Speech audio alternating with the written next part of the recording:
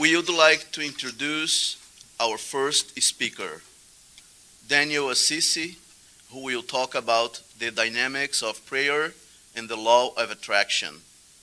Daniel Assisi, MPA, PMP, has been an active participant in the Spiritist movement in California for over 10 years and has spoken throughout the U.S. and abroad. Passionate about education, Daniel works in education reform and is currently pursuing a doctorate degree in education at the University of Southern California. He also holds a Master in Public Administration with a graduate certificate in Public Policy from USC and is a credentialed project management professional. Daniel is a member of the board of directors at Blossom Spirit Society in Los Angeles. Daniel now lives in San Diego with his wife Nicole and his son Dave. Let's welcome Daniel.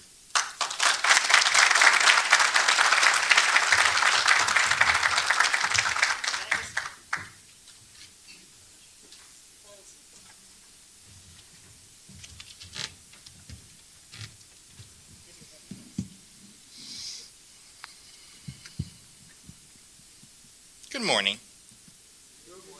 How are you doing today? Great.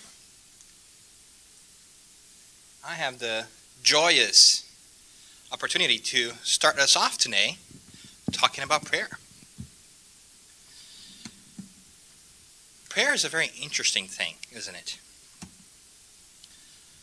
If you think about it, it's everywhere. Some people do it every day. Some people do it only on Sundays. Some people roll out a carpet and do it 5 times a day. Other people don't do it at all.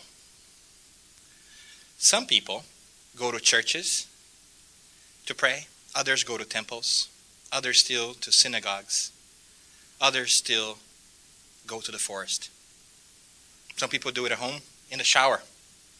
Some people hold hands when they pray. Some people clasp their hands when they pray. Some people grasp their hands when they pray.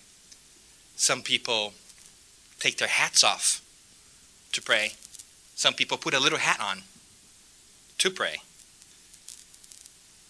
Some people do it for a very long time. Some people do it very short, but frequently. So prayer, no matter where we go, no matter what religion we have, no matter where we find ourselves, is prevalent to our society, through humanity. But the question still remains, what is prayer? And does it do us any good? And how do I do it if there are benefits to doing it? How often? Why? Well, so these are some of the questions that we hope to address today throughout our event. And you're going to have a fabulous opportunity to listen from many different people bringing different perspectives about prayer and its healing power. Not only its physical power for healing, but also its emotional and spiritual components as well. So no doubt it's going to be a lovely, lovely afternoon. But where do we start with prayer?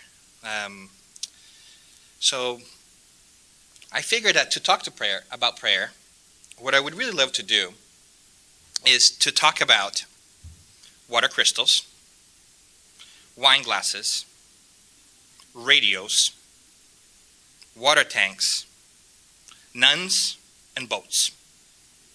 That makes sense to you? So right about now, I'm praying this is going to work out.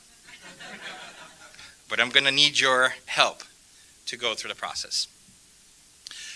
So if we have to start anywhere, then we should probably start at the fact that prayer is a kind of thought, a special kind of thought. If we start there, maybe we'll find the necessary resources to begin our exploratory progress. You with me so far? All right, hang in there. I know it's early. All right, so why water crystals? Well, when I think about thought and the power of thought, I'm often taken by interesting research by a Japanese scientist carried in the past decade called Dr. Masaru Emoto. And Dr. Masaru Emoto carried out these water crystals experiments where he was looking into quality of water in general throughout different places. And what he found was really interesting and amazing. So what he did was he would get samples of water from different bodies of water. He would freeze those samples. Then he would slice them very thinly. And while they're still frozen and are freezing as the little water crystals have formed, he would put them under a microscope and magnify it 100, 200 times to see what the water crystals looked like. And to his surprise, he found out that although he was looking at water from different places, the same substance with the same chemical formation and compound, he found different results on his crystals, and he was really amazed by it. So he asked himself the questions, how can water look so differently from different places if it's the same thing? And he started to think about whether the environment around where the water was had an impact on these actual crystals made of water. And clearly, one of the things that we think about when we think about the environment is also ourselves. So he started to do some experiments where he would get some of the water samples. He would then think specific things or write specific words and attach the water, freeze it, and then look at the crystals. And something fantastic came up. And here are just some of the pictures that we see out there. So whenever certain specific thoughts were channeled towards that sample of water, the crystals that arised from it came in different shapes afterwards. So the first one that you see there on top, for instance, wisdom. So the idea of wisdom was directed towards that water sample, and the water sample then manifested itself in this specific way when cut, frozen, and digested. At the same time, if you did the opposite and directed a little bit more of a hate and charged energy, negative charge energy, you would see there on the yufu piece, which must make sense in Japanese, the absence of crystals was there, right? So what was interesting there was that the energy of the thought that you imposed onto that water directly affected its structure, which I find fascinating. And if you look clearly, you can see how some of these crystalline formations are truly the result of some great and really positive thoughts. We see the thank you, we see love and gratitude. Can you see how intricate those patterns are? They're beautiful. At the same time, once you directed some charged negative energy towards the water had a really tough time forming crystals. And it wasn't that asymmetrical, the symmetrical formation. Instead, it was kind of all over the place. So that was really interesting because he really started thinking about the power of words and the power of thought in general as it pertains to water. Funny enough, he went even a little bit farther, and he also carried out some experiments with prayer. And what he would do is he would get a water from different places and have people get them from different places, from different bodies of water, get a sample, then get another sample, and then pray to the water, direct energy to the water, and compare the before and after, like one of those commercials that we see on TV, right? And so here are the results from two interesting experiments, one done in the Bahamas and the other one done in Japan. And in the Bahamas, the water from this lake in the Bahamas, you can see the before there, very different than the after a prayer session had been conducted into towards that sample of water.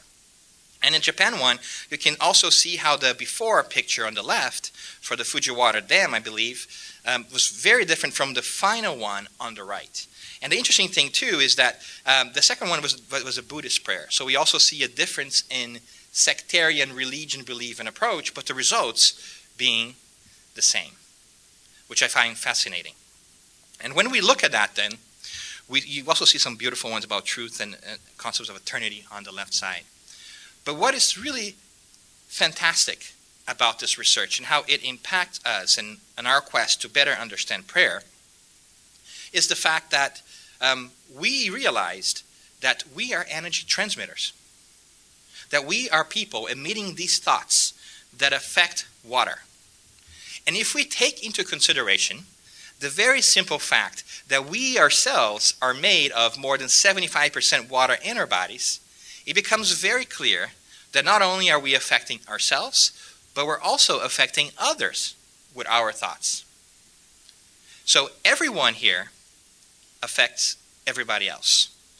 The very idea of thinking sends out energy into the universe that is not only affecting first ourselves because we're closer, but those near us, which is a fascinating, fascinating concept.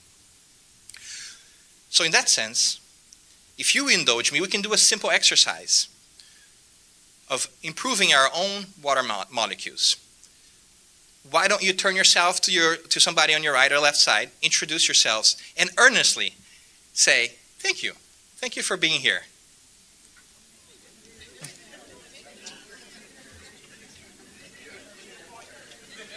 Don't be shy now.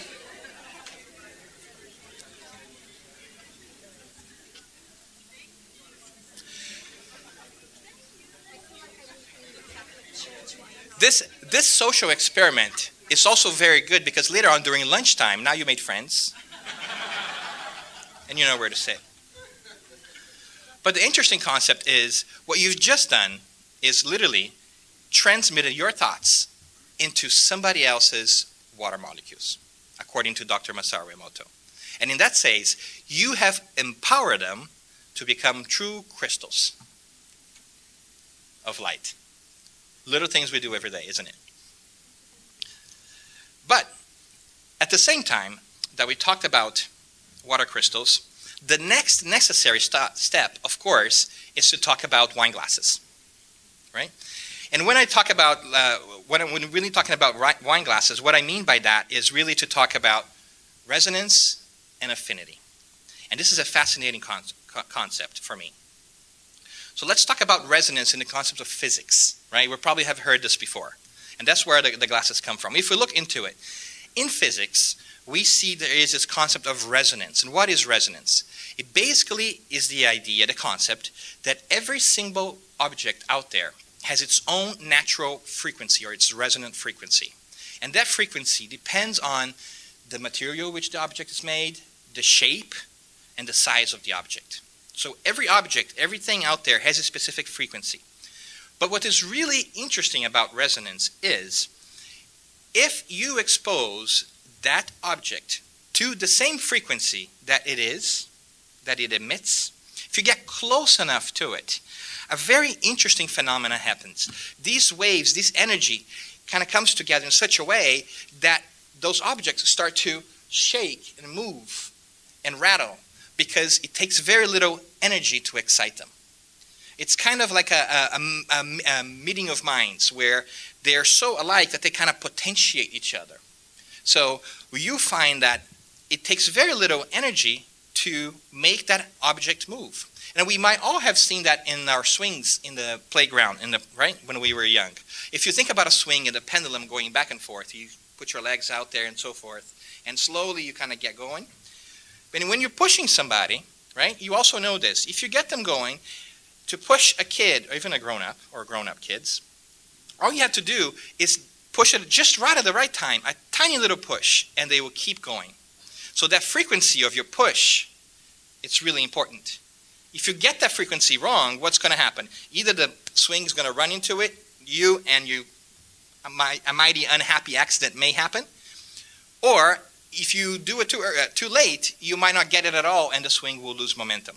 So that push that you do, that rhythm, is a frequency. And if you do it just the right amount, you don't have to put a lot of effort into it to really get the swing going.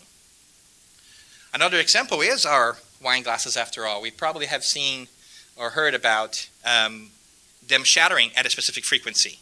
You might even see commercials with, opera singers holding them and going, oh, until it cracks. It's extremely hard to do, by the way, but it is possible. So once you find that right frequency, that resonant frequency with that object, it will excite you in such a way that it takes very little energy to rattle it so much that in the case of a wine glass, it breaks. Because you've reached that resonant frequency, you've identified the identity of that energy for that object if you excited it, because you know what it is. So far, so good? All right. So, as with everything else in nature, physics also translates to our emotional side.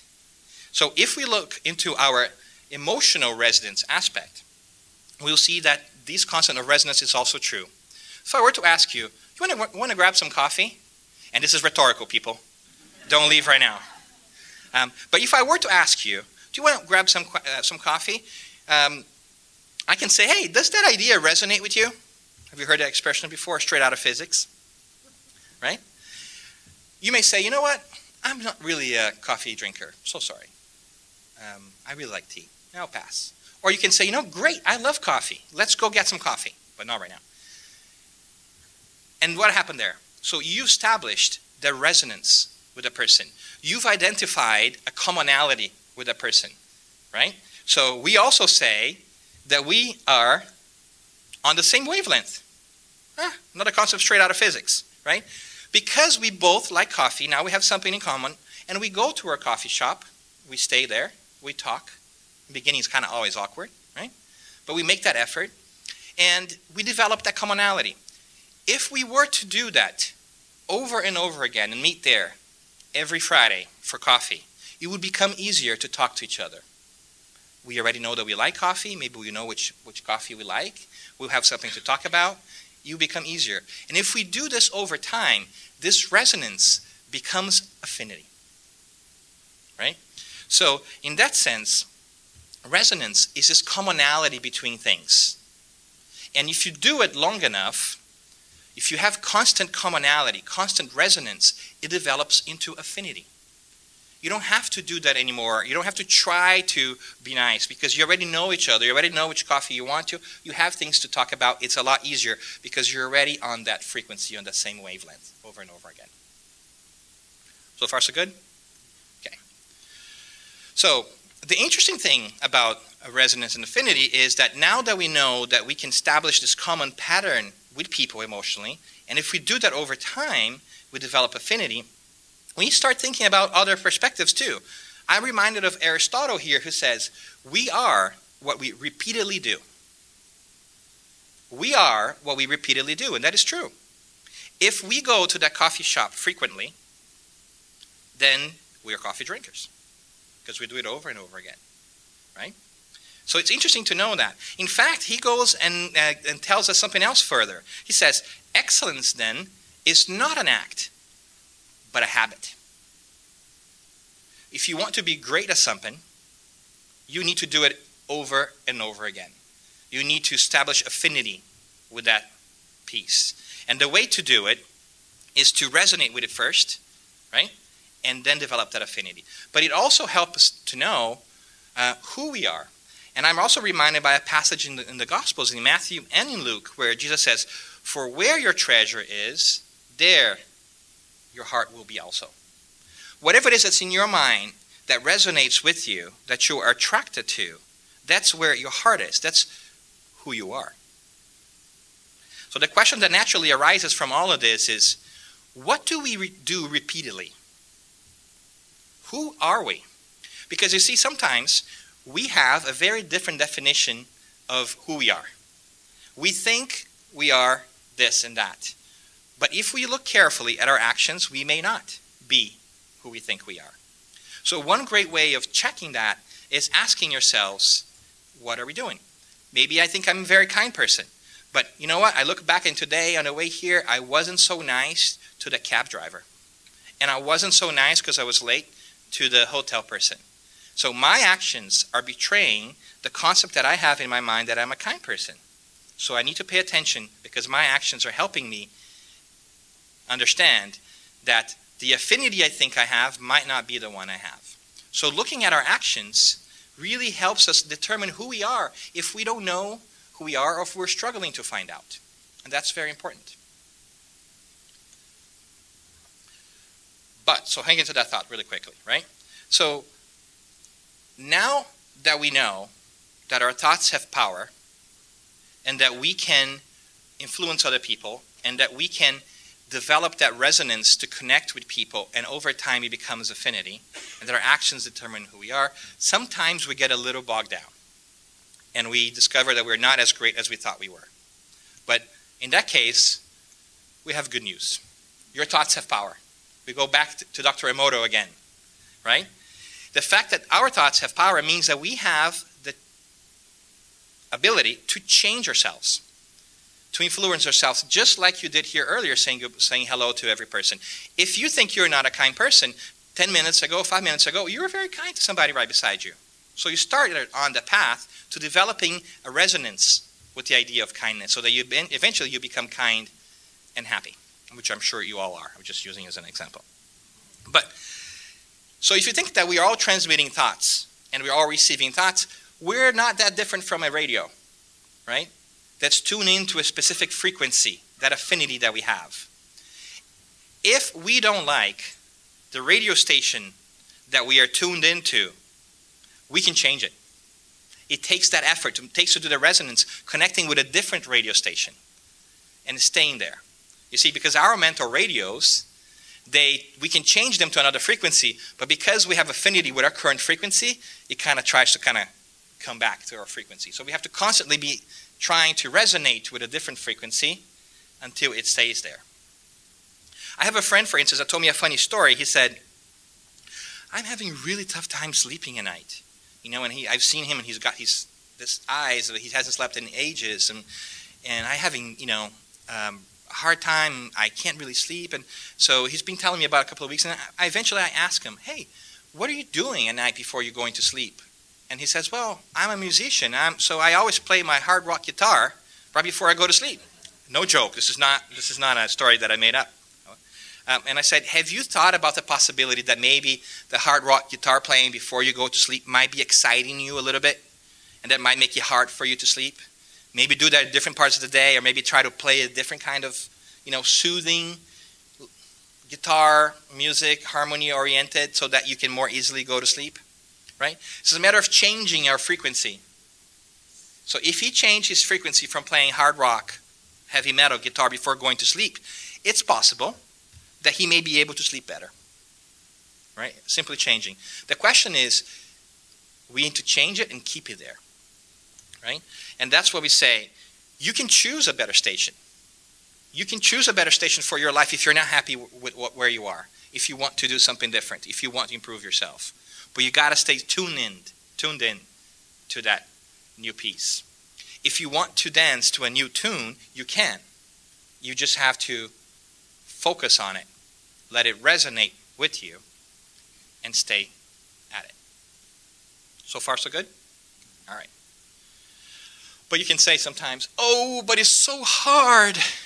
It is. It is very hard to change that radio station. It is very difficult to change these habits that we have formed over time, right? It is extremely difficult because we change the radio station, and the radio keeps kind of dialing back because we haven't been at the new station long enough to develop that affinity to stay there. So we have to constantly keep on working on our resonance. We have to constantly keep working on connecting to that new frequency that we want to be in. So how do we do that? It's really hard because, you might be trying to learn something new, even through the radio or whatever it is. Maybe you like books on tape or whatever it is, and you're trying to do that. But there's always different interference pieces, right? Like you feel not so great that day, a friend comes over, invites you to go to the ball game, or maybe go out for dinner, and you keep not working on that resonant piece. And we struggle with it. And it's hard. Whenever we're struggling with anything, it's really frustrating. It's difficult for us to move forward and find a new way of doing things. Well, when we don't know what to do, or when we're struggling with certain concepts or certain things, what do we generally do? We get a tutor. We ask for help. And we can do that too. If we need help changing our frequency, we can ask our friends around us, hey, I know that you're really good at this. Can you help me figure this out? I am trying to learn how to play the guitar. I know that you play the guitar well. Would you help teaching me? I know that you're a very kind person. I'm trying to be kinder. Can you help me? Right? This is what we do in life. If I am at school and I'm not great at math, I go and get myself a math tutor. Because that math tutor knows more than I do and can teach me. It can help me become better at math. So the concept here, it's no different for our spiritual pieces as well. We can get a spiritual tutor. if we want to be better spiritually, we can get help from people who know more about this stuff than we do. Maybe, again, we have friends. But if you think that maybe you don't have friends who are great teachers, we can never forget and should never forget that you have other friends who are really great at spirituality. God, divinity, our guides, mentors, angels, whatever it is that you call. But there are spirits that are more enlightened than us that can help us become better at this spirituality thing, as a game of this changing game of changing ourselves and tuning into a new frequency. We have to work at it, but they can help us become better, and that's what we should do. We should never be afraid of asking for help, and they're always there. So why do I say that? Because, well, we talked about how our thoughts have power and how it's important for us to resonate in a different frequency and connect with different folks, and that we need to put constant effort to doing that. And the great thing to connecting with our mentors and guides, divinity in general, in the spirituality piece, is that they are so knowledgeable about these things and they care so much about us that even if we make just a little effort to change our station, they will often make their effort of changing their station down a little bit, meet us halfway to help us. And it makes it even easier for us. And this is when water tanks come in. Hang in there. I hope it will make sense. In my mind, it does. Water tanks are very important. You might have seen that everywhere. So when I think about divinity, in a way, I think about water tanks. It is this big reservoir of water up there. And here we are, down below with our little water bucket. But what we've learned is thoughts are powerful. And if we are able to use our thoughts to try to resonate with divinity on important things and develop that affinity, our little bucket is going to establish a connection with the big water tank. And if we stay connected, what happens when you have a big tank of water connected to a little bucket? The water flows down. So the water in the water tank, through this connection, if you're able to keep the hose connected, will allow the water tank to fill the water bucket down. So with our thoughts and with our prayers, we can establish this connection to draw this water from the water reservoir down to our water bucket. And the question then becomes, how much water can we get? It's endless. It is a true renewable resource. Because divinity is everywhere. God is everywhere. It will never go away. So you can get as much water as you want, as long as you stay connected. And that water would allow you to have energies to carry out your work and do the things that you need to do and to be happier. And that's actually reminds me of a beautiful passage, one of my favorites, in the New Testament in John chapter 4. It's the living fountain passage. It's when Jesus is in Jacob's lands and all the disciples have gone away. And he's there by a well, and there's a Samaritan woman, and the Jewish and Samaritan don't really talk that much because the Samaritans are considered inferior and so forth. And he asks this woman, can you give me some water? And she says, what? You're asking me? I'm a woman, you're a man, you're not supposed to talk to me, and I'm a Samaritan. Why are you asking me? And he says, if you knew who I was, you would ask for the water. And the water that I would give you is not like the water that you have that makes you thirsty again. But the water that I would give you is an endless well, a living fountain, that if you drank, you would thirst no more. That passage is very similar to what we're talking about here. The water that we drink every day, so to say, emotionally and figuratively speaking, is our own. It's our little bucket. And it runs out. But if we were to ask for help and connect with divinity, the water that we will be drinking is that water from this endless resource that will come down to us. And it would never end because God is all ending. So we would never thirst because we would be constantly connected to divinity in general. That energy from the divine would flow down to us to whenever we need it to if we keep ourselves connected to the divine water tank. And that's kind of part of our jobs when we want to improve ourselves, to change the radio station if we don't know how to, is connect to the water tank to fill up a little bucket so that we can go and carry out with our works. Well, so we're almost there. How does it all connect, right? Talk about water crystals. We talked about wine glasses. We talked about radios and water tanks. Now that we have a better idea of all these things, maybe we can come over and talk a little bit about what is prayer then? Now that we know kind of how it works, maybe we can arrive at a definition that would help us a little bit. Fortunately, we can always ask for help for those who know better than us, and they will abide, because our motives are noble. And that's exactly what Kardec did in the Spirits book, asking the enlightened spirits. And we find in question 659 a definition a little bit of what is prayer. It says, praying to God is thinking of God, drawing nearer to God, and putting oneself in communication with God, which is not that very different than what we're talking about, right? The thinking piece of connecting, drawing near, establishing that affinity, the resonance, and communicating with God so that the water can flow down to us. So in that sense, if you were to rewrite that, we can say that's purposefully using the power of our thoughts to establish resonance and develop affinity with God or the divinity or mentors and guides who speak on behalf of God, so that we can better commune with the divine. There's many benefits there. But maybe you're saying, Dan, I get it, but that's a little bit of a stretch. I think you went out there on a tangent. Can you really help me at the end of the day? Well, I hope that it can, and I'll let you decide. But this is maybe a good time for us to talk about nuns.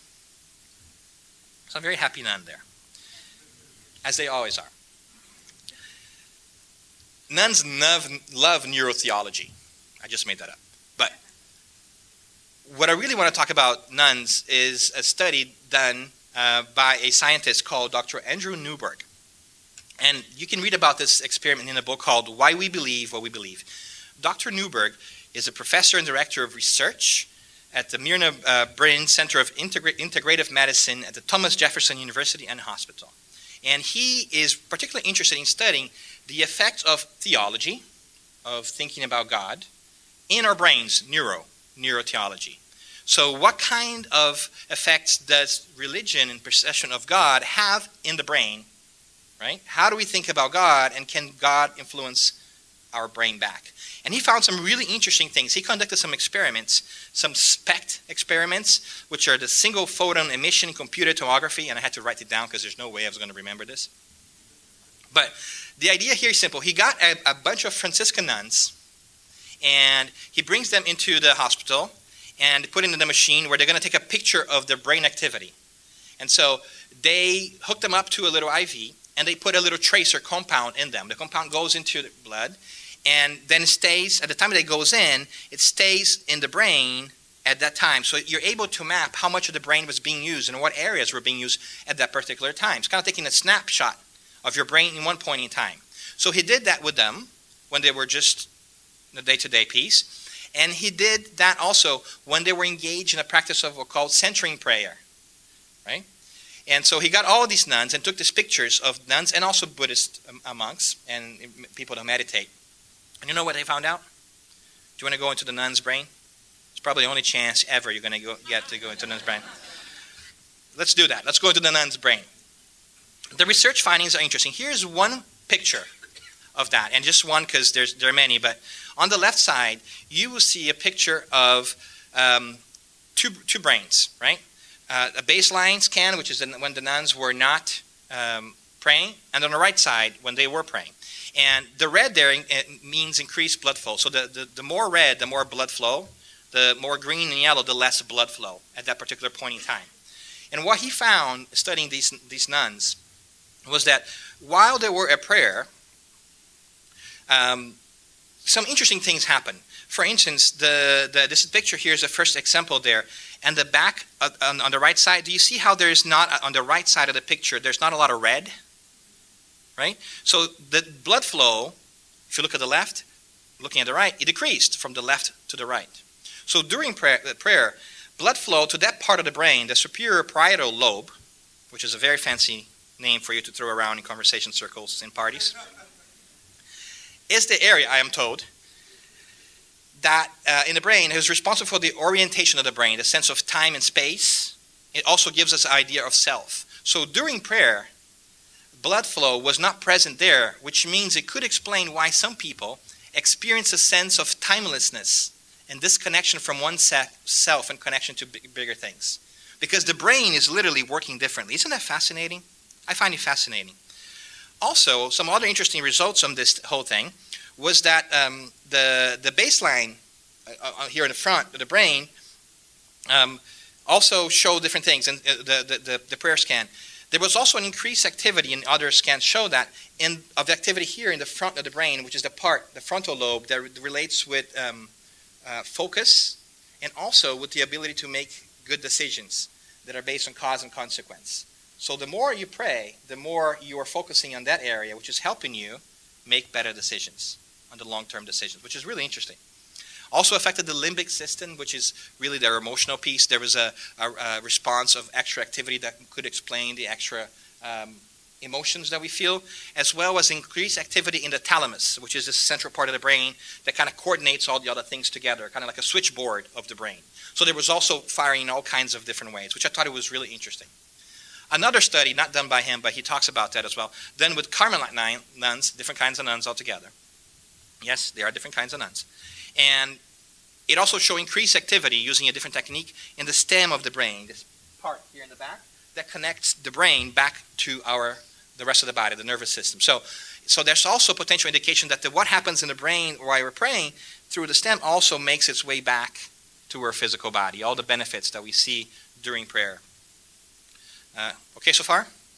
So that's really not surprising, because if we look at other studies, and he talks about it as well, there are studies that are done on meditation and show that long-term meditation also has some great benefits for us in general. And some of them are emotional and physiological, right? So there's an emotional benefit to doing this.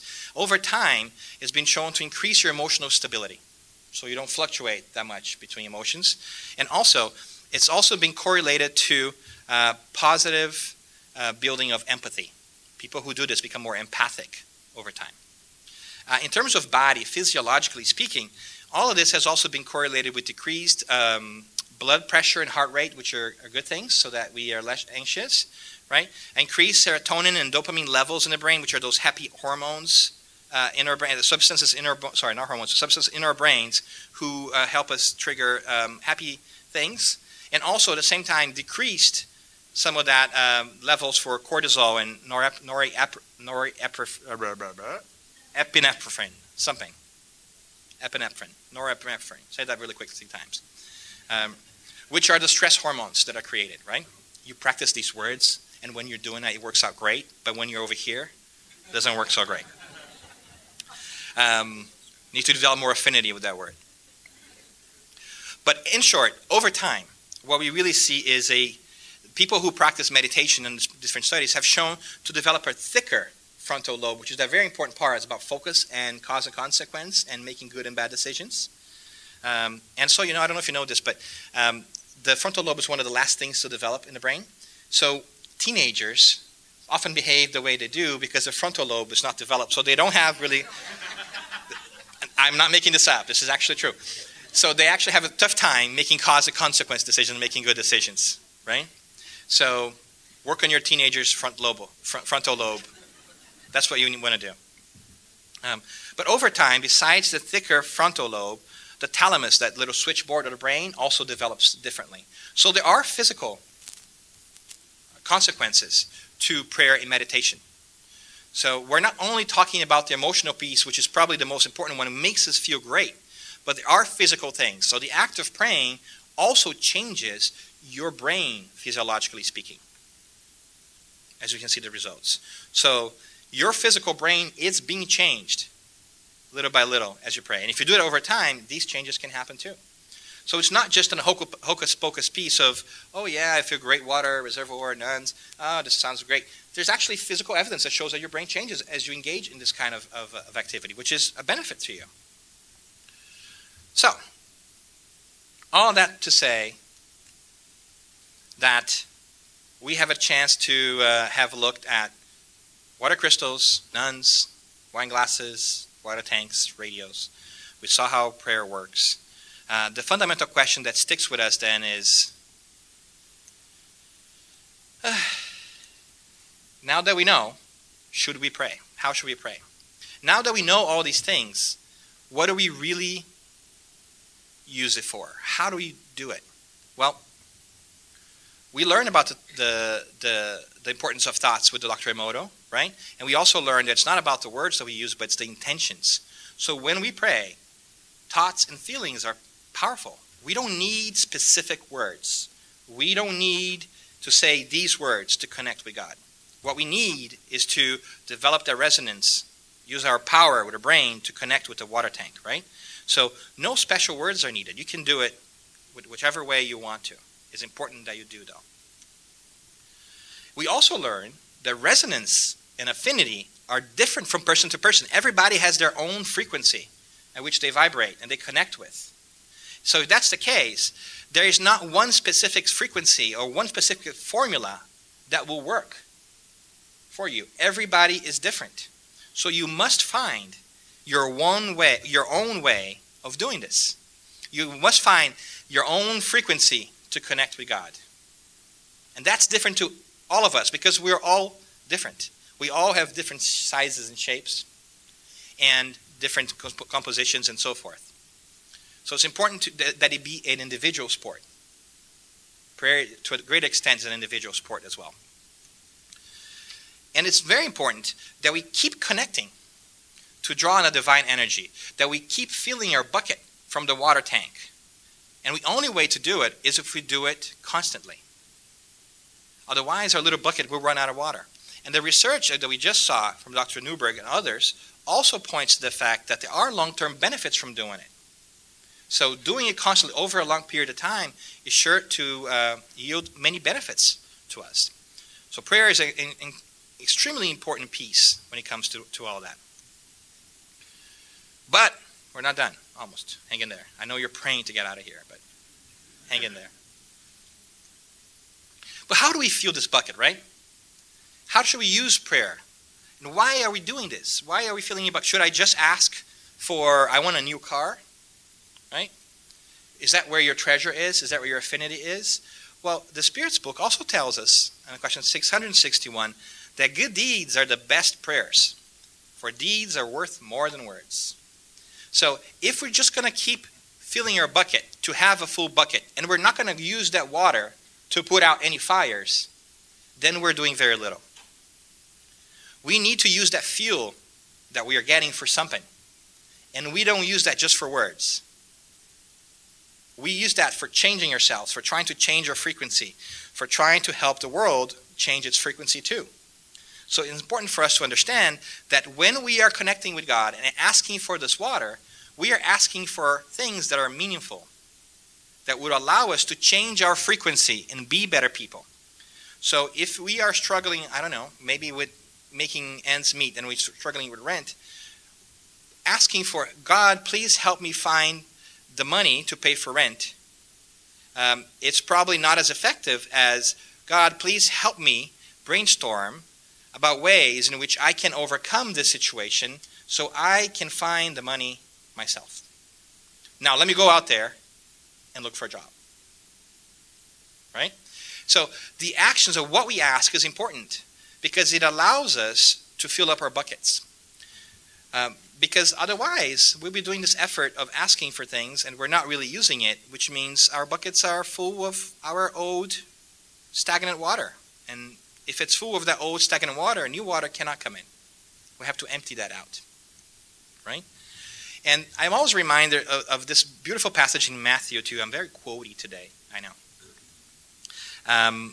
Which is, if you are offering your gift at the altar, and there you remember that you have a brother or sister has something against you, that you have harmed them somehow, leave your gift there, in front of the altar. First go and be reconciled with them. Then come and offer your gift. This is Jesus telling us again.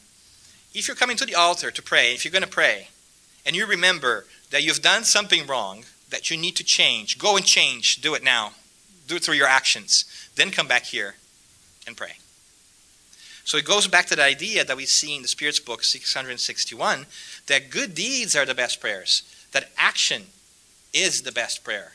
Of course, we use our words and we do the connection, but our actions, that affinity that we have developed, that resonance that we've made towards different things, we got to put that in motion, because that's how we change the radio station. We don't change the radio station just by saying, oh gosh, I wish the radio station changed.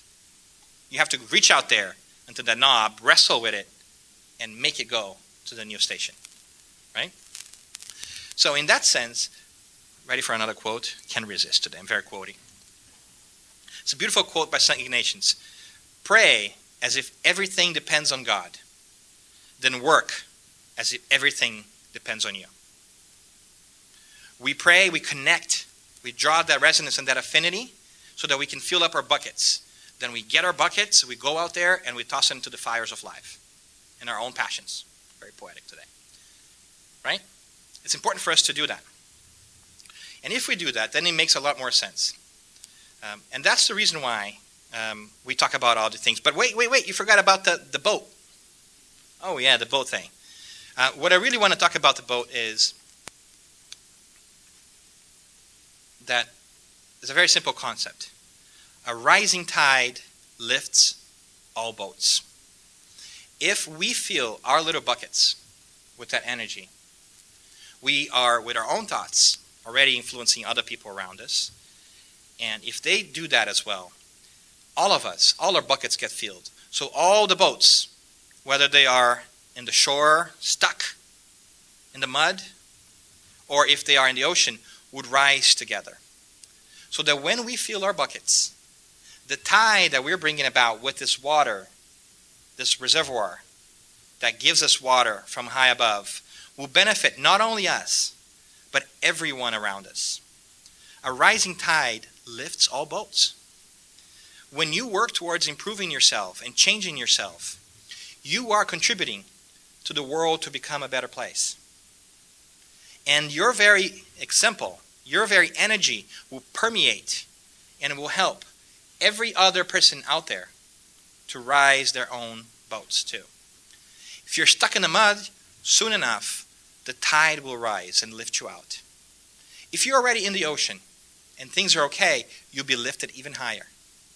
The important thing is that you recognize that all of us are tiny little boats out there, and that we must necessarily connect to the divinity to draw onto the water.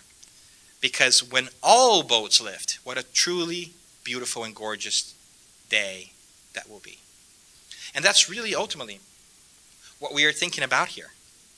The proposal of prayer in the law of affinity is for us to find a way to lift our own boat and help others lift their boats with this divine energy, water from high above, to make this kingdom come from different places, right, from God into our lives, to connect and establish that connection through effort, through our thoughts, through looking to tune in to the right frequency so that we can do it many times and develop that affinity so that we can then tap into this great source, this well, this living spring of life that has always been there, divinity.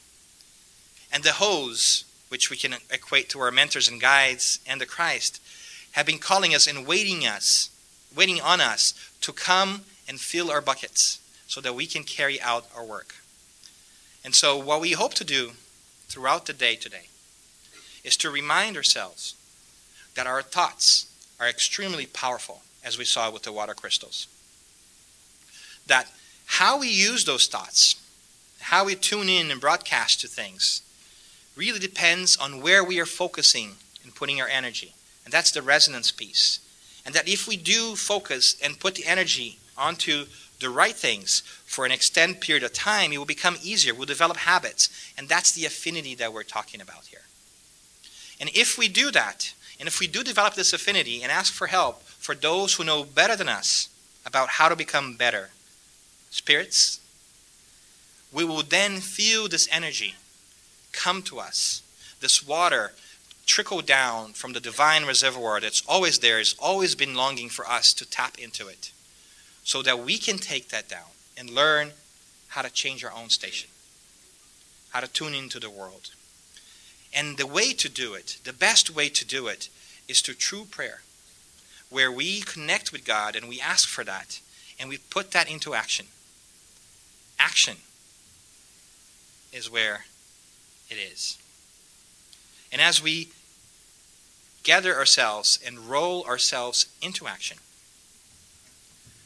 we can only think that it will be a beautiful, beautiful time when all our boats are lifted together in communion as we develop this practice we call prayer.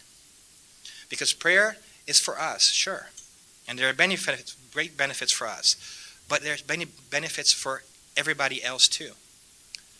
Pray for yourself, pray for help, pray for guidance, but pray for others too.